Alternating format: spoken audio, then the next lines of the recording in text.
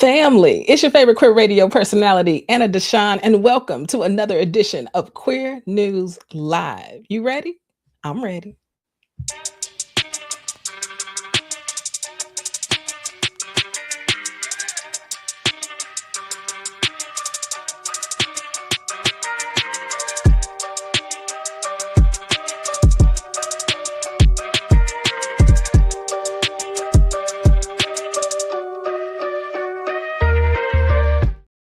Family, you already know how we do. This is Queer News Live, your favorite queer radio personality, Anna DeShawn here, only on E3 Radio. We are talking politics, culture, and entertainment at the intersections of race and sexuality. We drop a new episode every Monday morning at 9 a.m. Central on a good day. But it's always Mondays, okay? Yes, we do.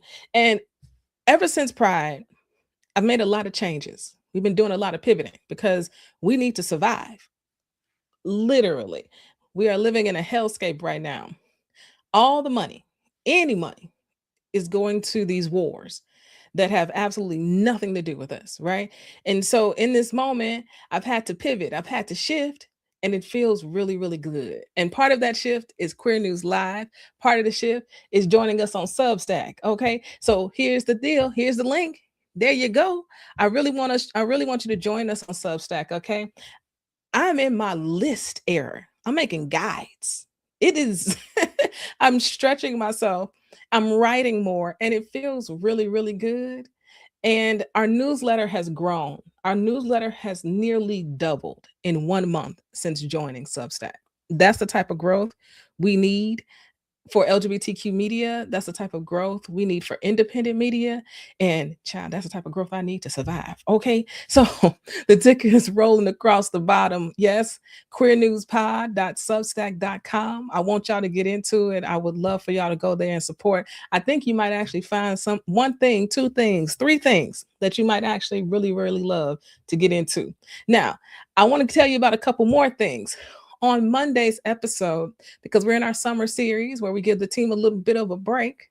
Yes, we do a standard episode and an interview. This week, our interview was with Dr. Everton Blair. He is running for office in the 13th district in Atlanta, Georgia.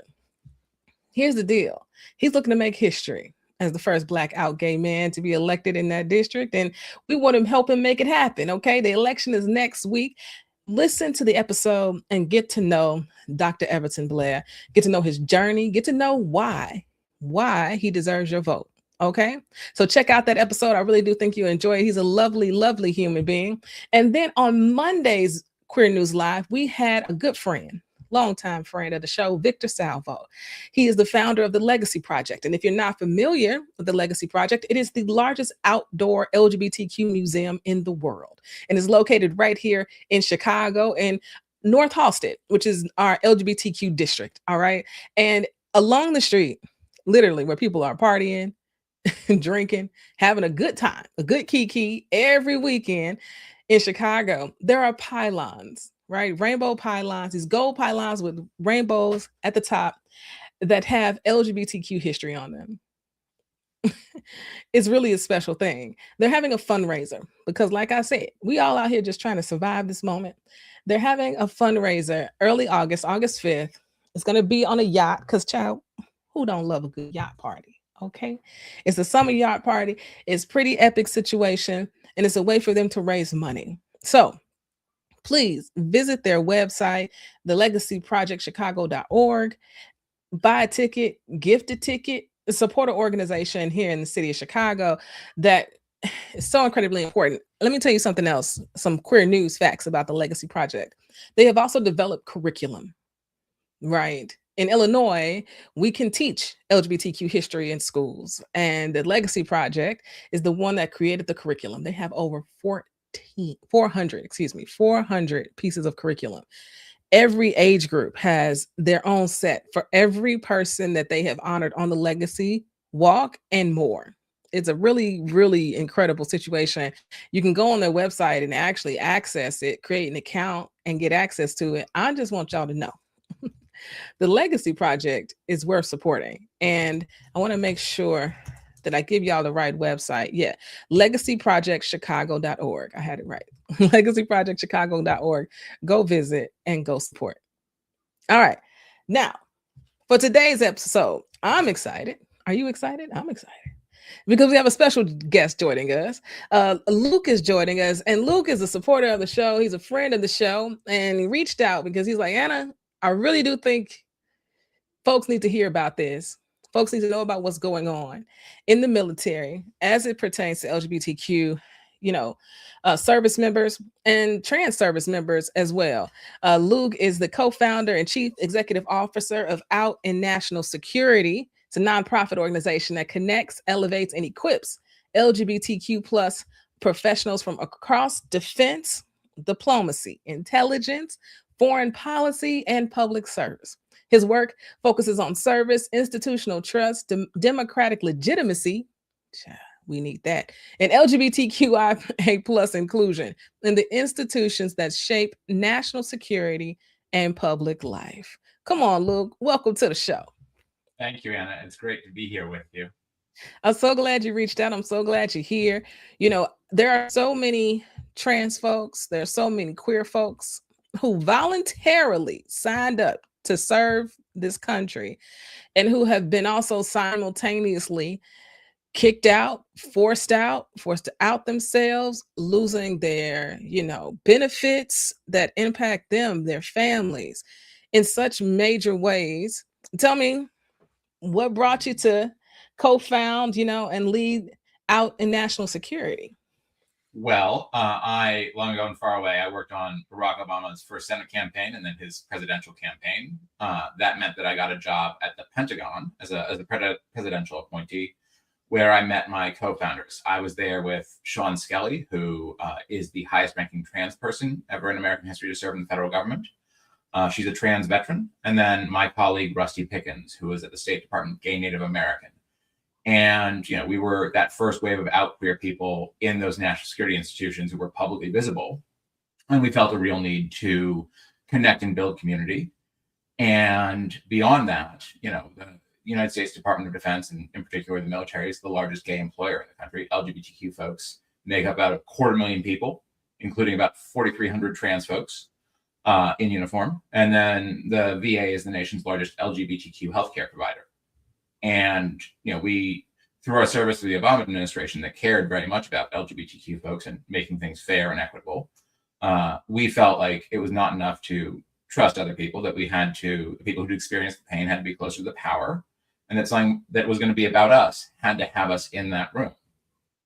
So that is how I came to found the organization. And I'm really pleased with how it has provided community and leadership and power for other people in the community. And I think that's something folks don't know, is that it is the largest employer of LGBTQ folks, period. And it still takes me aback, the fact that our military is still voluntary and that there is still so many people, right, that want to serve this country. I think that in and of itself is a pretty unique, I think, and special thing. And I think they do such a disservice when they treat folks who are different than them and other them in the way that our queer service members, and especially our trans service members, have been treated under certain administrations, and especially this Trump one. I mean, it's pretty out of control, Luke. Oh, no, it's terrible. I will say during the Biden administration, as an outside group, we were very lucky because lots of my friends who I'd worked with went back. So for the people who got kicked out under Don't Ask, Don't Tell, we got automatic service discharge upgrades. So those folks could access those VA benefits that they earned and deserved. So for about 12,000 people, they suddenly get, that free lifetime healthcare for them and their family. They get education benefits. They get housing benefits. They get the money to start a small business if they want to start. Not everyone wants to, but you should have that because you serve the country. Right now, one of the reasons we founded the organization during Trump 1 was the trans ban the first time around, and we had to push harder. And it's back, and it works. For a while, they even shut down the student clubs on the military academy campuses because they didn't want our community organizing and congregating. So we've had to absorb those folks who are civil servants, and a lot of the folks in uniform who are being othered and told, look, you're not welcome here. And the other folks in uniform being told, you can't trust, your colleague if they're gay or lesbian or trans, and they shouldn't be here. One of our constituents, a guy I met 12 years ago, Logan Ireland, he's an Air Force officer. He's old enough to get out and get his pension. He's a trans man. And, the Air Force was like, great, you're leaving. We don't have to process, kicking you out as a trans person. And then, of course, the administration found out that he was getting his pension, which he'd earned because he'd served 18 and a half years, which is close enough to 20 that you get that lifetime pension, which is a transformational amount of money, but also an amount of money you'd earned. And just yanked right back. So that's one feature of this. I'm sure your listeners have also seen that the administration is not promoting women and officers of color at the same rate. At the start of the administration, they purged the second Black chairman of the Joint Chiefs and the two women who were on it. That was the first time where we had that many non-white men on the Joint Chiefs. And now, not everyone wants to be a general, but Black people disproportionately serve. Women are starting to make up about half the officer corps in the country, so all those people should be at the table, and all those people were eminently qualified. And right now, what they're doing to trans people is incredibly shameful. They are kicking them out in ways that give them discharge codes. So when you get kicked out, when you leave the military, you get a little code on your paperwork that goes over to the VA. And they're giving them discharges, which makes it hard for them to get new jobs, right? They give them the same codes that they give people who desert the military or sell secrets to hostile foreign governments. So it is, not everyone wants to serve in the military, but it's a profound sign of disrespect. Which is why ONS exists and why ONS is involved. And even with the executive order, they've been trying to turn stuff into permanent law to harm our community.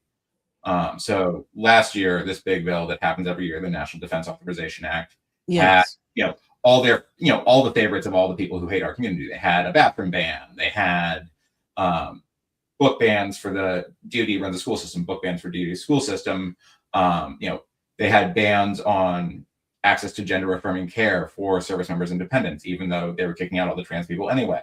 And every year they've tried to make this executive order, when a president signs an executive order, it lasts as long as he's in office, but we can take it back. Tried to turn that into law last year. So we organized with a bunch of our friends and we pushed back. And last year we stopped almost all of that. Some bad stuff happened, but not bad stuff that can't be taken back. This year, same thing's happening again. I'm very proud to say that the amendment that would have banned trans people from serving, so like Don't Ask, Don't Tell, and other policies that discriminated against our community in the past, has been stopped on the House side. But we're still seeing, pretty heinous things that would say to populations that disproportionately serve, right? So there are about 150,000 trans veterans in the country. And, if, something like a fifth of all trans people serve in the military at some point in their lives. So that is a lot of folks who are making a pretty conscious choice to contribute to the country, and it's showing them disrespect. And we exist to push back. I'll also say I'm really proud of some of our members. We had a trans woman who got booted out, and she was homeless for a while, and she was able to work with us to do a bill out in California at AB 1775, which is going to pass to the governor's desk this fall, which will target helping all the trans people who are getting kicked out. It'll make it easier for them to get housing, for their military job licenses to transition, for them to get health care. Because, of course, this administration is making it harder for trans people to get health care. Yes. It's just been it's been a great moment for a community organization. I mean, we are a community that responds well under threat. We do. I hate being threatened, but man, I am so proud of everyone who's stepped up and spoken up and pushed back. And isn't that what makes the difference? I hate that we have to live through a time where this evil even exists.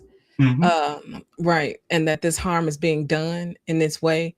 And it is often the times that bring the community closer together, to band together, to fight back. And it is exhausting work and necessary work. And I'm so glad that you all are doing it, because it is very specialized. There's so much about the military benefits, the advantages of joining, that so many folks who are not in the military don't have a single clue about. And only as I've been reporting about it for however long I've been reporting about it, do I learn more and more every time about just how heinous, right, the administration has been. And you brought up one thing that I really want to talk about today for sure, is the National Defense Authorization Act, NDAA. And it has become a primary battleground for career rights, healthcare access, and military readiness. Can you break down what is currently at stake, in the NDAA for LGBTQ folks and who serve in the military? You bet. So the NDA is this must-pass bill every year. It's now like over $1 trillion, which is a lot of money. But a lot of that money, right? That's more money. So much money. I don't even know how many zeros that is, Luke. What? It's I just imagine Scrooge McDuck when I imagine that money. It's crazy. But what is at stake is this, that 250,000 folks plus the 4,300 trans people in uniform. Yeah. It's questions about, just like everything else, questions about whether or not the military will actually, by law, meet its obligation to treat those people with dignity and respect, but also give them access to equal healthcare and equal programs. The people in the House is the sort of the more right-wing chamber right now with the majority. They have passed an amendment that denies access to gender-affirming care to everyone in and around the military. But they wrote it so it just says gender-related care, thinking they're clever. Of course, that's vague enough, but we know what that means. We know what they want. Hilariously, that would also mean, of course, treatment for endometriosis or hysterectomies or breast cancer or, for men in the military, erectile dysfunction, because it's all gender-related care. So that's still very much cash on the barrel head, and there's still other threats. But this year, because of the Iran war, and because of organizing that, I've done, my partners who represent trans service members, Sparta, have done, and others, Democratic caucus is very united, and we even got 6 Republicans to vote against this permanent ban on trans people in uniform. So that's not going to become law this time. But what is at stake is the question of whether or not people who've served for decades and decades, and members of our community now who want to serve for complicated reasons, or like most people, pay for college. They like that. The healthcare the military gets is incredible, or they can learn a skill. A lot of the people who are lucky enough to exit, we have a woman in our network, trans Filipina, who's a highly trained cybersecurity expert, who's gone on to have tremendous employment opportunities because of what the military invested in her, and those are great reasons to join. And so what is at contest right now is how badly will the people who are currently in be treated, and how high the barriers will be to people like us coming back in. They want to, they're in the process of kicking out these people. They've kicked out about 1,700 of the 4,300 trans service members, and they're going to keep going. And that includes people who are currently deployed over in the war in Iran, not because they like the war, but because that's their job, right? They're people who are refilling, they're flying jets, or they're refilling gasoline, or they're combat medics, or any number of other things. And so it's a question of inclusion and a question of fairness, but also, those people raised their right hand and swore an oath to the country and the Constitution, and those people deserve to be taken care of in equal ways. They're trying to bring the meanest culture war barriers in, so that even if, there's a subsequent administration that respects our community and respects our service, those folks can't come back in either directly or indirectly by making it impossible to give those people health care. Another thing that's at stake every year under this Congress is we won IVF benefits during the Biden administration for same-sex couples.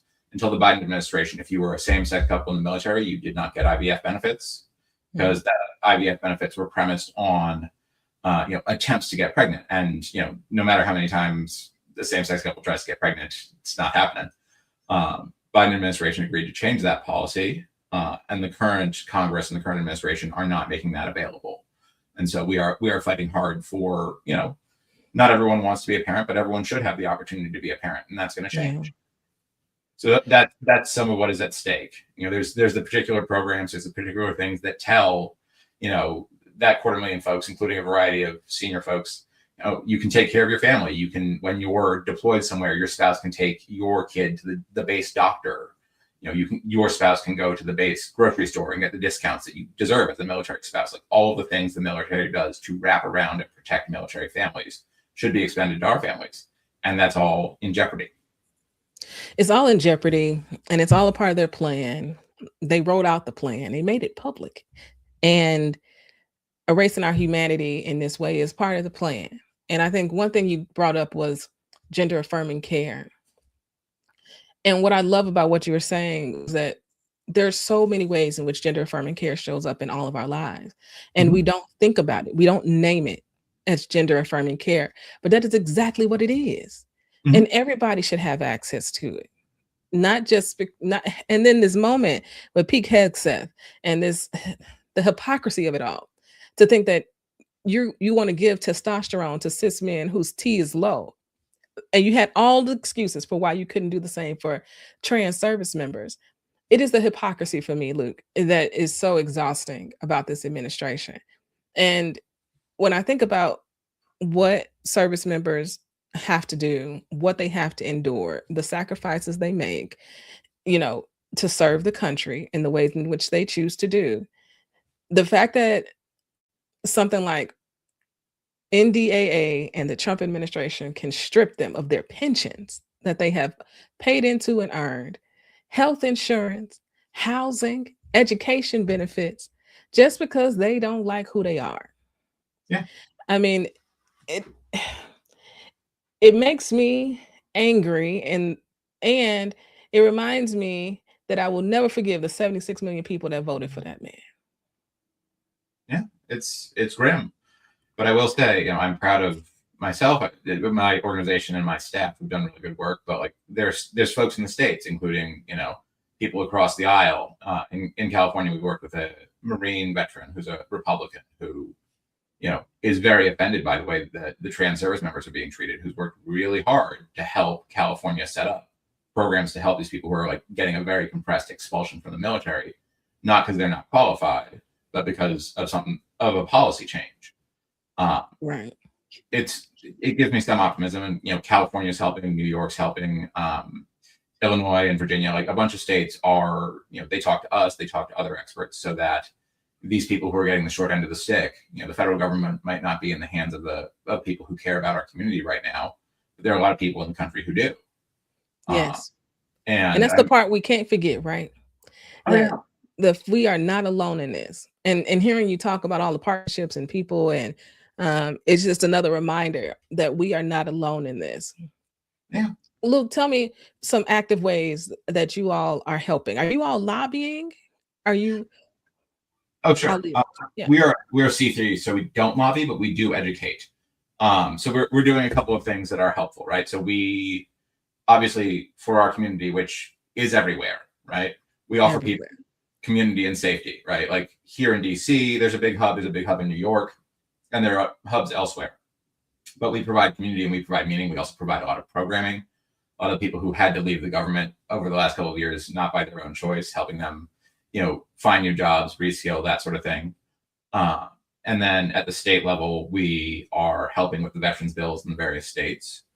And then at the federal government level, we are, working with legislators in both parties who want to push back against this heinous treatment of LGBT folks in uniform, which has been pretty successful. And I'm, optimistic about a future where there's a friendlier Congress that will actually, treat our community with the respect that it deserves in general, and in particular, the people who made the sacrifices of serving in uniform deserve. And we need more nonprofits like y'all who are filling the gaps, right? That's what it sounds like to me, hearing about the things that you all are doing. Mm-hmm. You all are helping to fill a gap, because we already know, we've heard, I've grown up hearing about the rates of veterans who have housing instability or who are homeless, right? I mean, the numbers are astronomical. When we think about the impacts of war, right? And the impacts of war and the impacts that they have on human beings that come back home, what it looks like to have re-entry, right, into a country after fighting for it. And it sounds like y'all are filling in the gaps and helping to support the people, right, who need it most. What gives me hope is like how much meaning it provides people to just be in community, right? Because so many people want to serve the country in different ways, either because it'll help them pay for college, or because they want to be part of something greater. But we connect pretty much everybody, whether or not you're in uniform or you're a civil servant. We have a lot of folks who work on climate change. We have folks who work on public health. And as I was saying earlier, the veterans who've stepped up to that we've helped learn to advocate for themselves before state assemblies. Not everyone wants to do that, but some people do. And there's a new thing we're doing this year that I'm really excited for. So Don't Ask, Don't Tell Repeal Day is September 20th. Don't Ask, Don't Tell younger folks. was a ban on folks in the military that lasted until Barack Obama was president, and then it ended in 2011. Wait, Luke, are there people who don't know what don't ask, don't tell is? I assume there are folks who were born, after the first Lord of the Rings movie, or now listening to your show. I'm reminded often just how old I am. Okay, very good. Yeah, keep going. I'm sorry. Yes. So, the years ago, the community agreed that would be LGBT Vets Day. The same way there's lots of other ways to celebrate, broader inclusion of minorities like us in the American story, whether or not it's Juneteenth or DC. We have Emancipation Day for the day slavery ended in DC, which I'm very proud of that holiday every day. And so this year, we are working with our community across the country to celebrate LGBT Vets Day in as many states as possible. Last year, it was 11 states all told that had, you get a proclamation from the governor, you do a little barbecue in the park, you make people feel seen and heard and valued. But because of, the outpouring of support and the outpouring of organizing we've been able to do in the last year, we are set to do this in about half the country this year. Wow. And if people want to get involved in that and get up on the website, they can also email us at info@nationalsecurity.org. So for the first time this year, it's going to be commemorated not just on the West Coast and in a couple of states, but it's going to be, Hawaii, Anchorage, Alaska, North Carolina, Virginia, Kentucky, New Orleans, San Antonio. It's a big, beautiful American story. And I'm also real pleased because there's enough LGBT vets that we've trained to speak to the media that we're going to have a lot of folks engaging on this, including, in Chicago and elsewhere. Because, as we know, we have stories, and one thing that changes people's minds is our stories. But this symbol of belonging and community building is something that a lot of folks have signed up for and have volunteered for and find incredibly meaningful. And I'm, when there's not a lot of forward momentum in a lot of ways and our community is under attack, it's nice to be able to fight back. It's also nice to, put out some macaroni and cheese and hug each other and hear each other's stories and honor the folks who made that sacrifice and made that service. Community is everything. Community is how we survive these types of moments. And it seems so simple. A gathering in the park with some mac and cheese and some good barbecue seems like such a simple thing to do. But it goes such a long way because there's so much isolation that's created. Even when legislation fails, the fact that hateful legislation is even introduced causes the harm, right? And I think community getting together, celebrating the work that they have done and who they are to each other.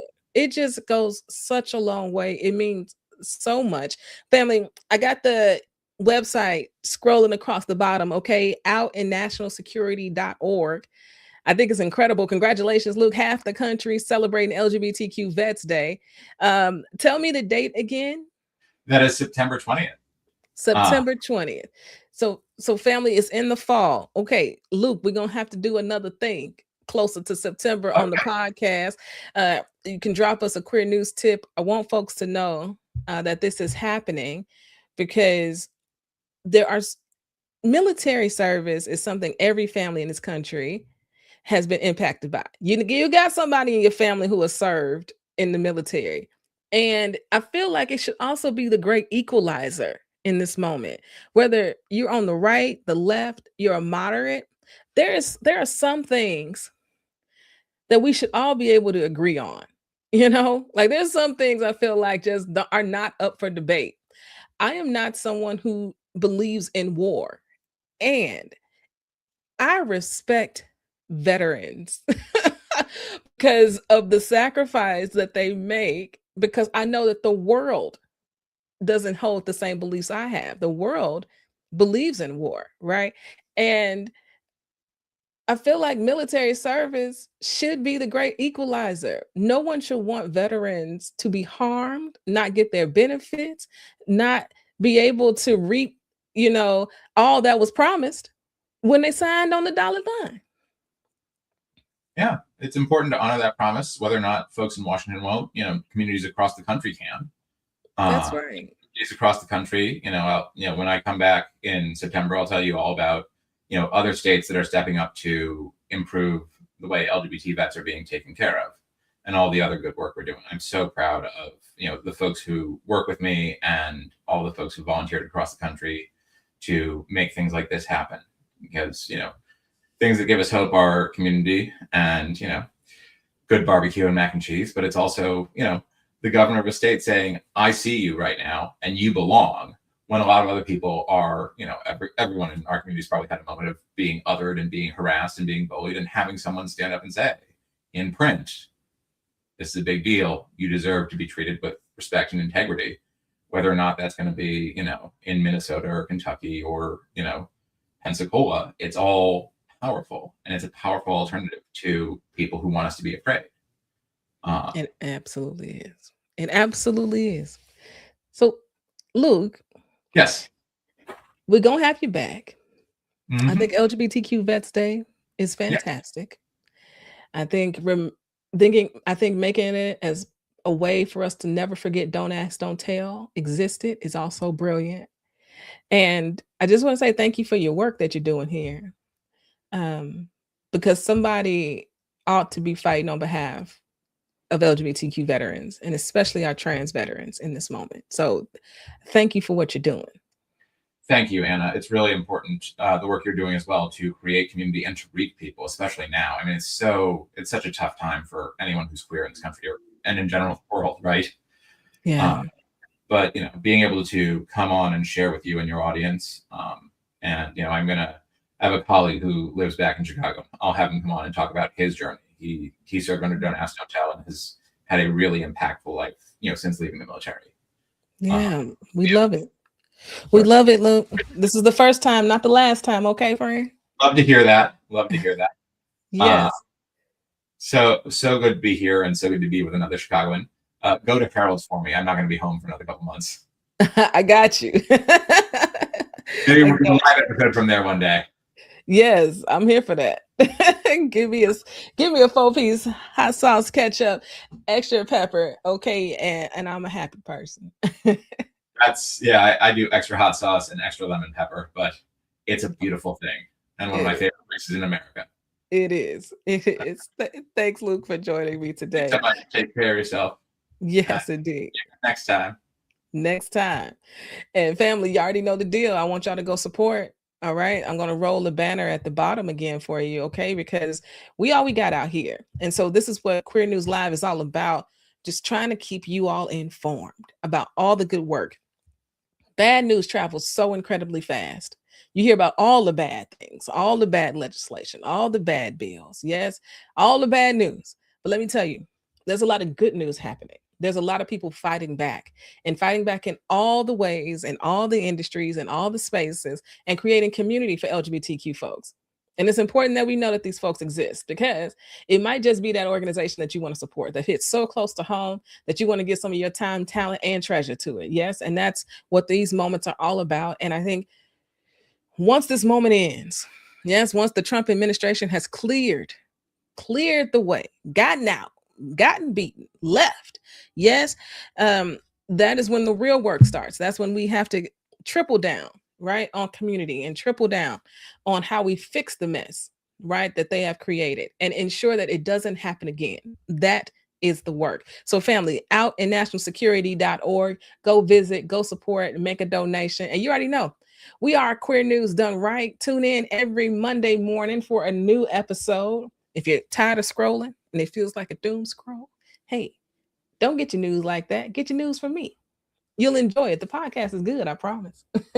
All right, family. Hope to catch you this weekend. All-Star Weekend, WNBA. I'm going to be outside. You going to be outside? I hope to see you there. Tonight is trivia. We're going to have a good time. Peace.